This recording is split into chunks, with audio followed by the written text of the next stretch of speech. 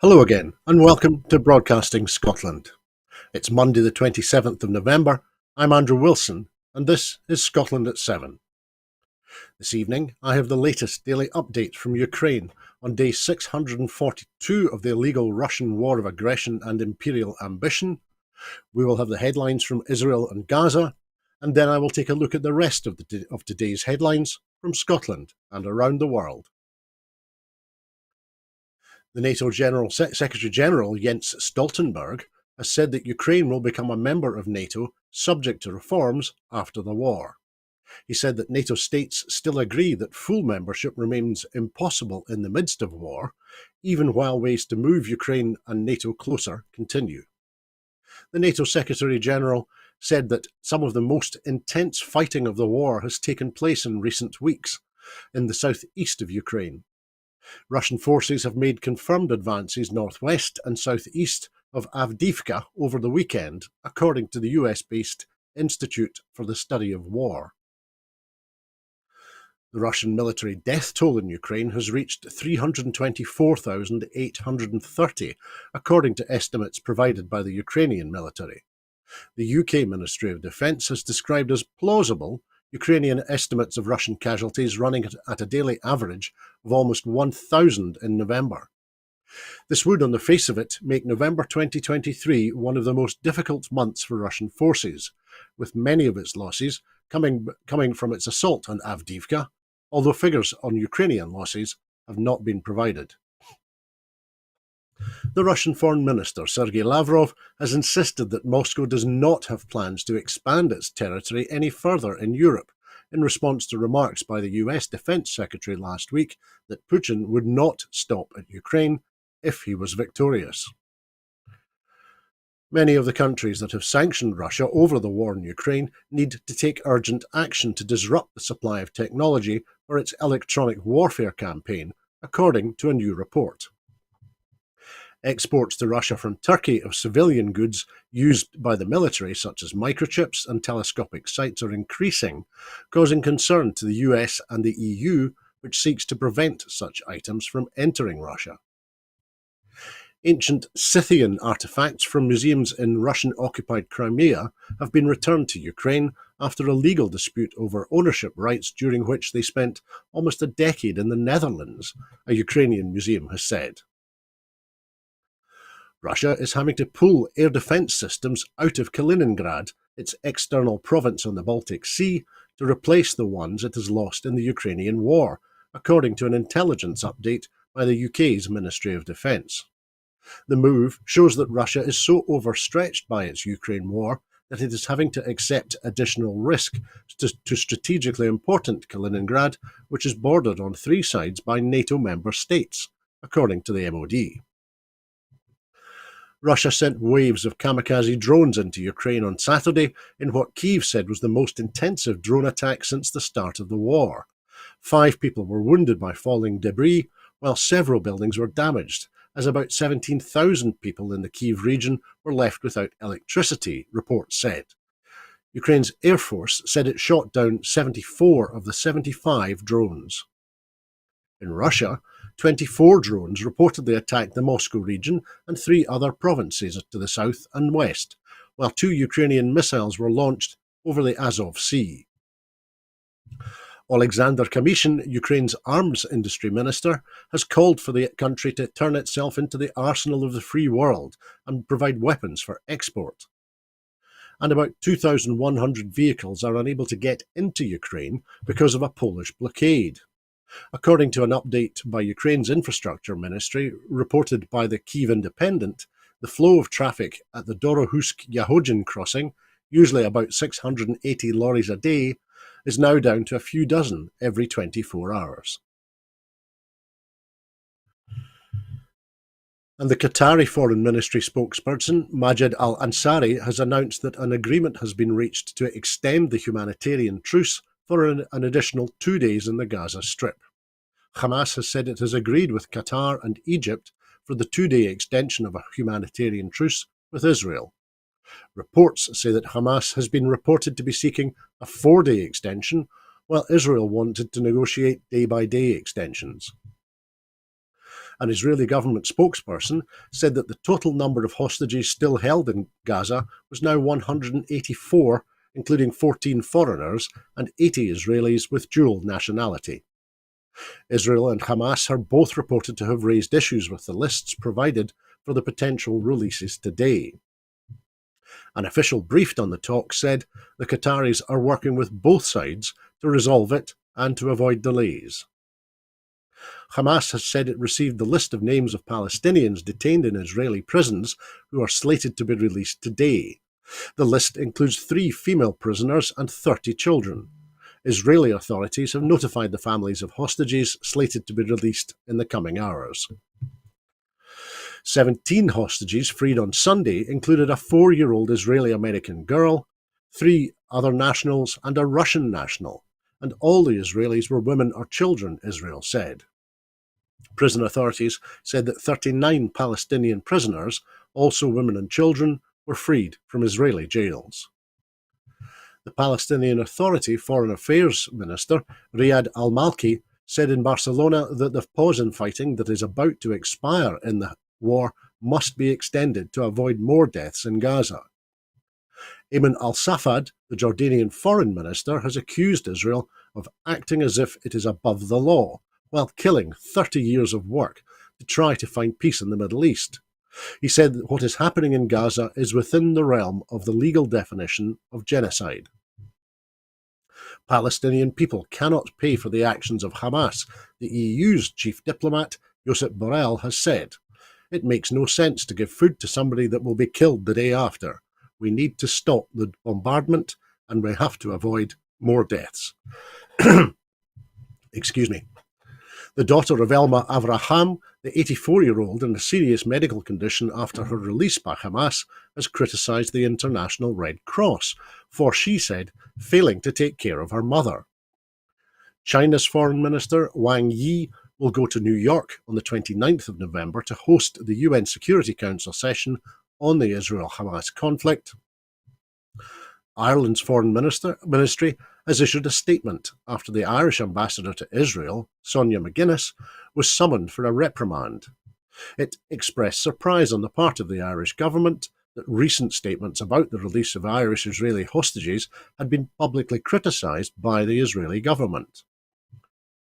And Germany's President, Frank-Walter Steinmeier, has announced his country will contribute €7 million to the reconstruction of the Be'eri Gallery at Kibbutz Be'eri after it was destroyed during the Hamas 7th of October attack.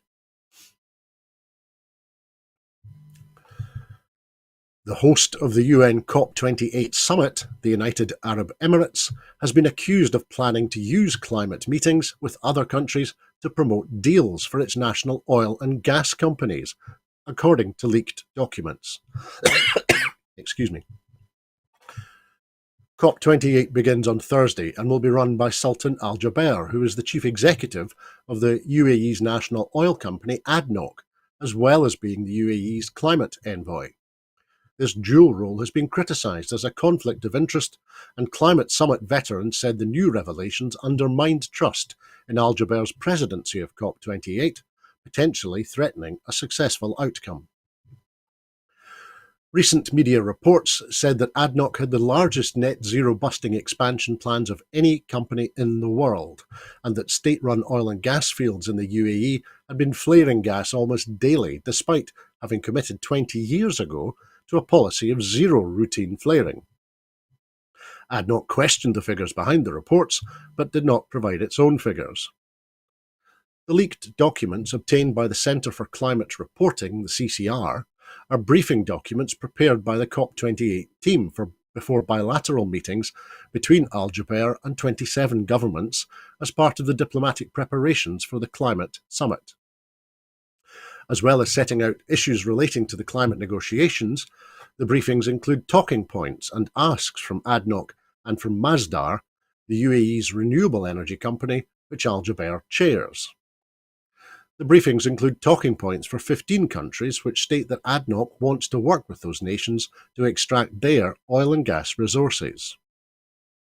For China, ADNOC says it is willing to jointly evaluate international LNG, liquefied natural gas, opportunities in Mozambique, Canada and Australia, while the briefing proposes telling Colombia that ADNOC stands ready to help develop its oil and gas reserves.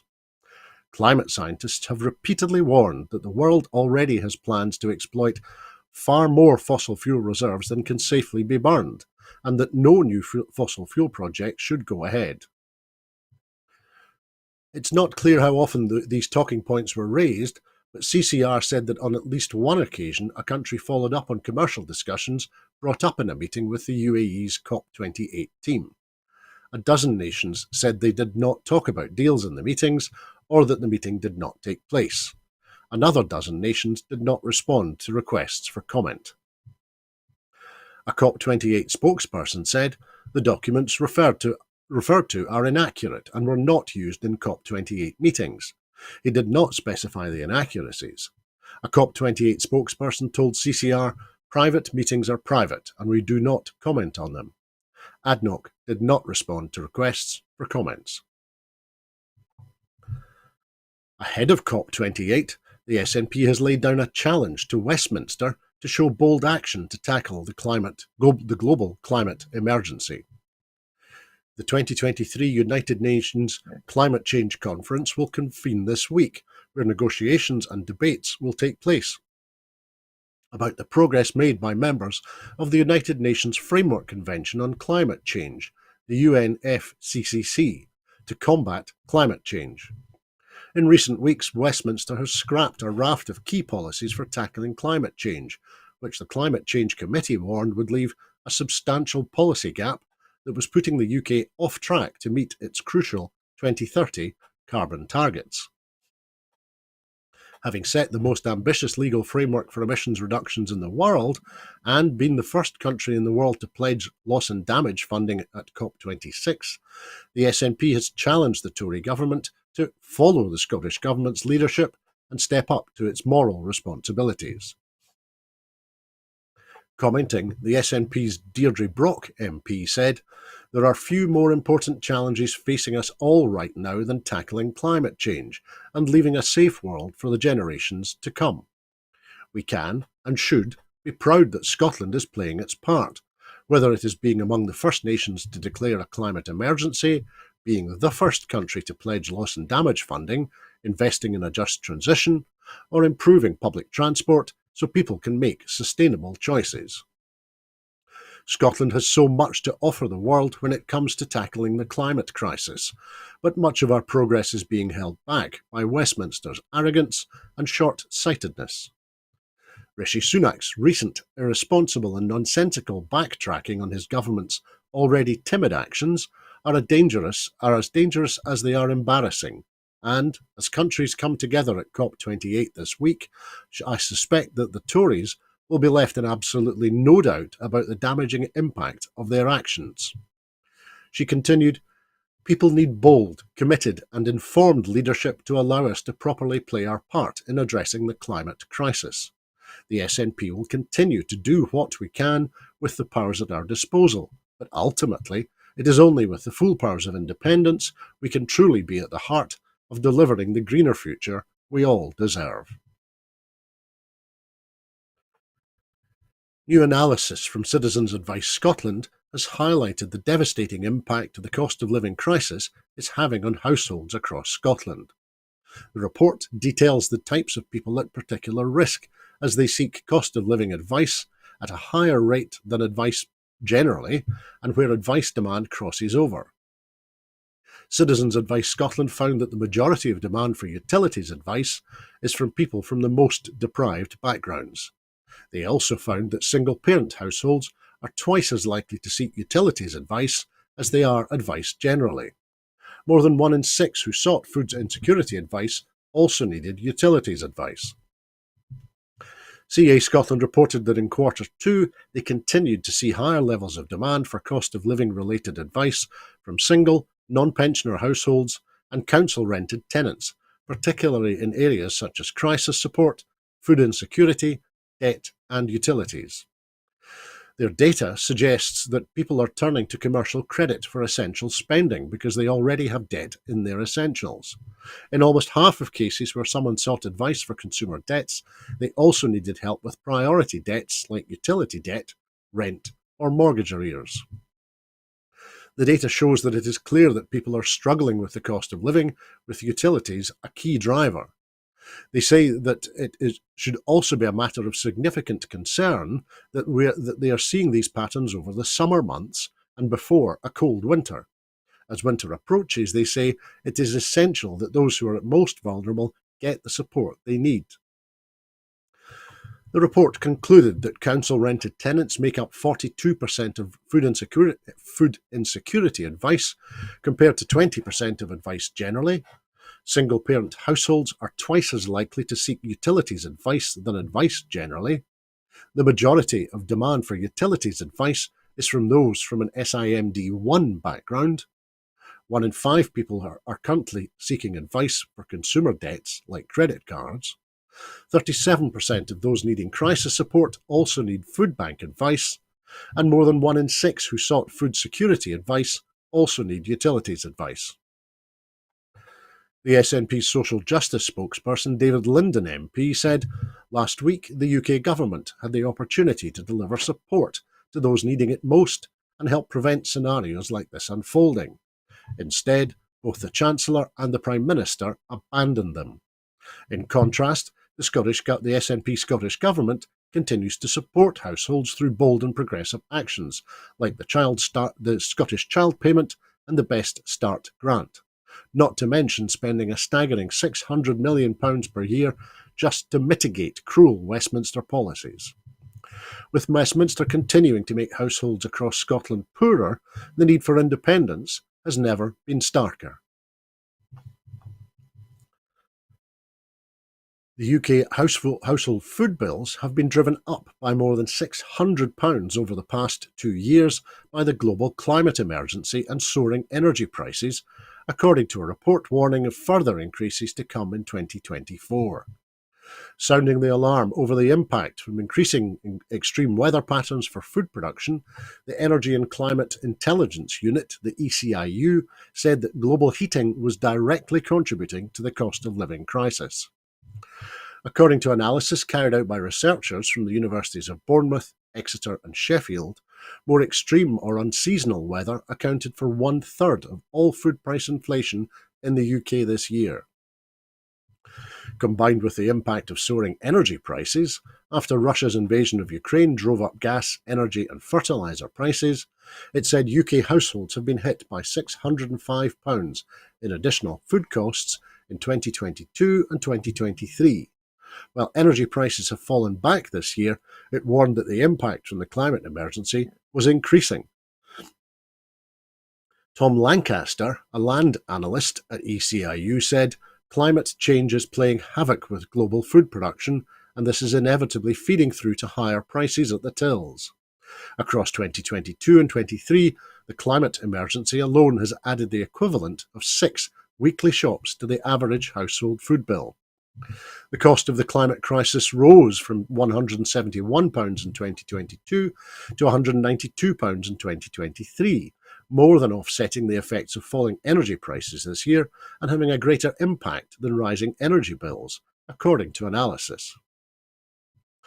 Official figures show inflation in food and drink prices peaked at an annual rate of almost 20% earlier this year, the highest level since the 1970s, amid disruption to food supplies from weather events and soaring energy costs for producers. Food price inflation has fallen back in recent months, but remains at historical highs of close to 10%.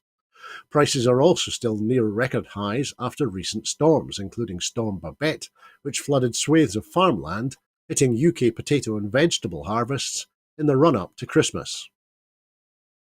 In 2022, drought hit production of basic foodstuffs such as potatoes and onions in the UK, followed by an unusually wet harvest in 2023, and then the hottest September on record.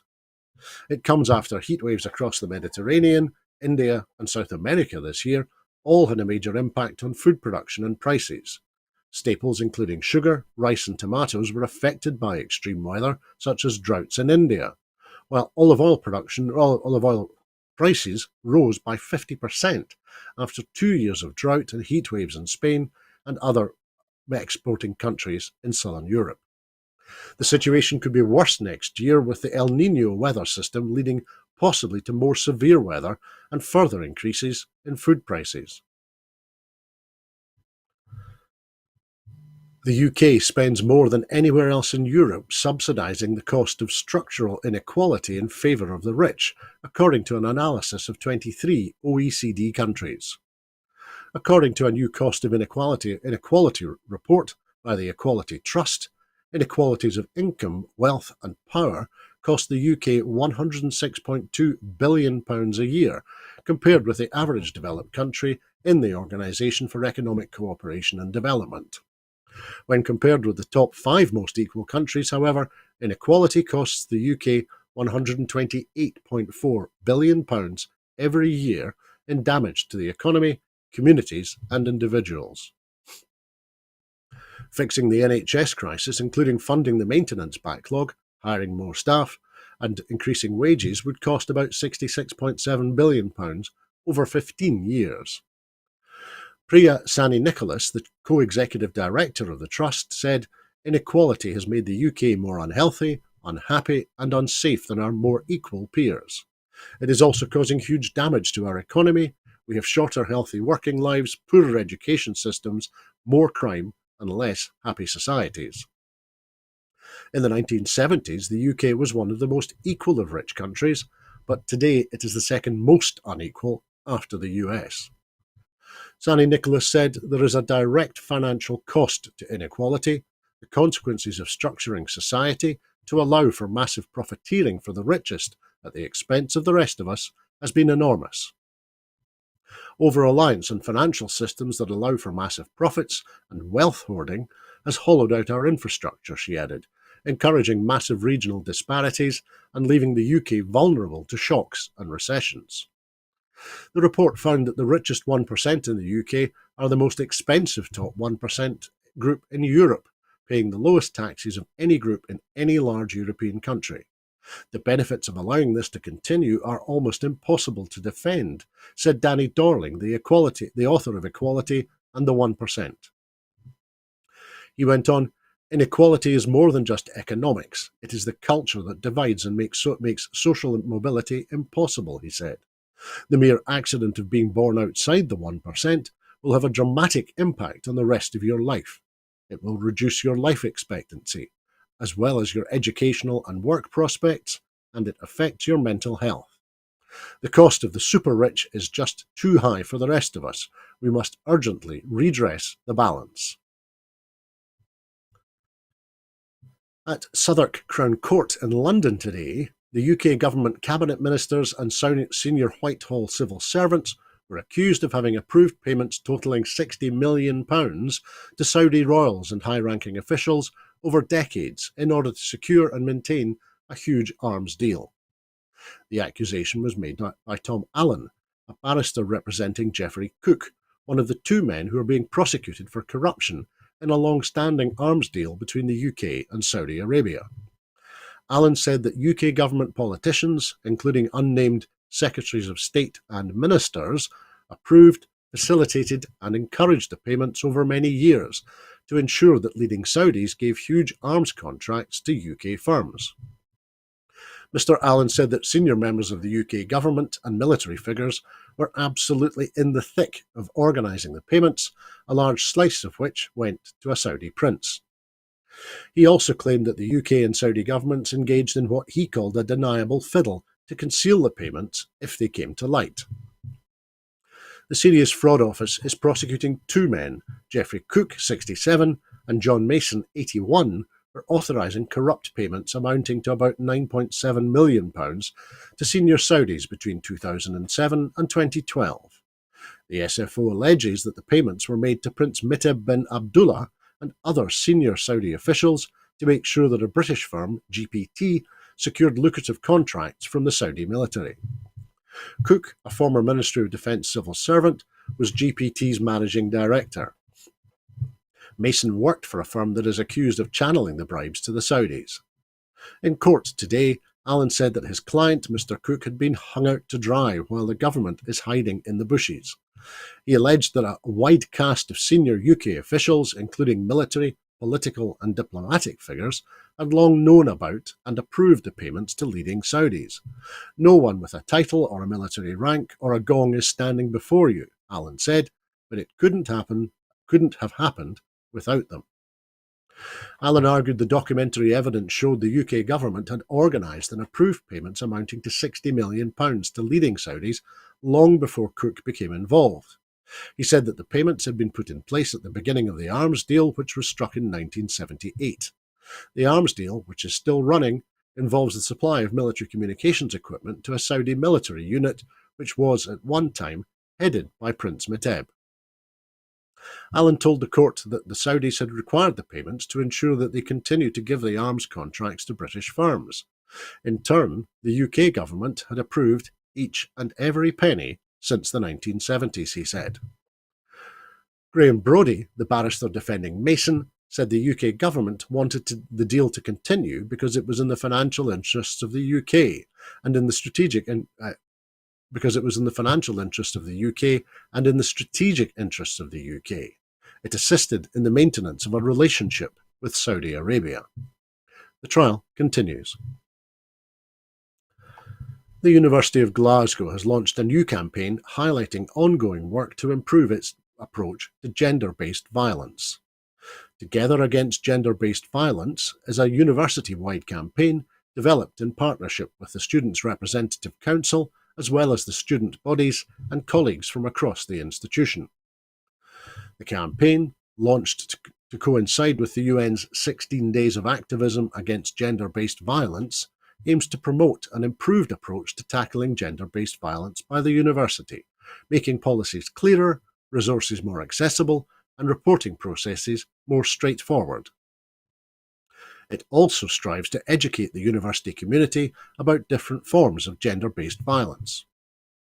The campaign was one of the recommendations of an independent review of the university's gender-based violence policies and processes conducted by Morag Ross KC in 2022. An integral part of the campaign is a powerful art installation by Glasgow-based visual artist Molly Hankinson. The exhibition explores key themes in relation to gender-based violence, including consent, education, and allyship. Molly Hankinson said, "The campaign against gender-based violence was the perfect opportunity for me to create a body of work that was reflective of my own values and to create something that was interrogative but celebratory, which is the balance that I like to strike in my own practice. I want to spark questions around the themes in the campaign, hopefully in a way that's strong and assertive. It's about taking accountability for the past, but also drawing a line and looking forward to the future." Professor Sarah Carter, the University of Glasgow's gender equality champion, vice principal and head of the College of Social Sciences, said, "We are proud to launch our new Together Against Gender-Based Violence campaign and share the progress the university has made in tackling gender-based violence since the Morag Ross KC report." The Education Secretary, Jenny Gilruth, has appointed the new chair of the Scottish Qualifications Authority, the SQA, as that organisation prepares for the establishment of a new qualifications body. Shirley Rogers will become the first female chair of the SQA and be tasked with overseeing the transition to a new body. Ms Rogers is a former Director of Performance Delivery and Resilience at the Scottish Government, former Chief People Officer of NHS Scotland, and was previously the Vice Chair of Borders College Board of Management. The appointment will provide new leadership and direction at the SQA and marks a key milestone in the process to reform Scotland's education system. The Education Secretary Jenny Gilruth said, "I'm pleased to welcome Shirley Rogers into post as the first female chair of the SQA and look forward to working closely with her. This appointment is a vital step forward in our process to reform Scotland's education system as we look to deliver change in practice and culture at the SQA and its replacement body. I've been clear that reform is a process and that work has already started to embed system and culture change that improves outcomes for young people while supporting school staff. I'd like to thank David Middleton for his hard work and professionalism as the current chair of the SQA, and I wish him the very best for the future. And the Honours of Scotland, the oldest crown jewels in the UK and among the oldest in Europe, have been returned to display at Edinburgh Castle after undergoing the most significant conservation work in their history. The honours, which consist the crown, sceptre and sword of state, have held profound historical significance in Scotland for centuries. They were first used together at the coronation of Mary, Queen of Scots in 1543, and the crown and the sceptre were presented to King Charles III at the National Service of Thanksgiving and Dedication at St Giles Cathedral in Edinburgh earlier this year. Using a delicate touch and fine instruments, experts from Historic Environment Scotland cleaned the honours to reduce tarnish and remove build-up of dust and grease. Though the honours are made of enduring materials, their age and historic use has made them very fragile, and much of the cleaning process took place under a microscope to monitor any potential changes in their condition. The project took place over several months, with individual items taken off display at scheduled points as part of the programme. Reid Hudson, Senior Metals Conservator at Historic Environment Scotland, who led the conservation work, said, "The Honours of Scotland are unique amongst our collections, and we want to ensure that they always look their best when visitors come from near and far to see them. We undertake regular cleaning and condition checking of the honours, but this project marks the first time they have undergone such significant conservation work in their long history." And that is all that we have for you this evening. In making these programmes, Broadcasting Scotland depends on the generosity of viewers and others who value our distinctive approach to news, current affairs and culture. Please help us to continue to make these programmes, to develop the station and to make new programmes for you. Our programmes will always be free to view, but if you can afford £5 a month, please consider becoming a Broadcasting Scotland supporter. Our need to reach our £30,000 targets to continue to pay our bills is still pressing. Due to the generosity of our supporters, we've raised nearly £21,000. However, our need to raise the remaining £9,000 is now really urgent. To everyone who has donated, and to everyone who has signed up to make a regular monthly payment as a Broadcasting Scotland supporter, thank you very much. There are other ways in which you can contribute to our work. If you would like to volunteer to work with Broadcasting Scotland, either behind the scenes or in front of the cameras, or in any other way that supports our work, then please visit our website at www.broadcastingscotland.scot and send us a message there. You can find us on Twitter at BroadcastScot. Please like and retweet us there, and you can also find us on Facebook by searching for Broadcasting Scotland. When you're watching us on YouTube, it would be great if you would like and subscribe to Broadcasting Scotland on that platform.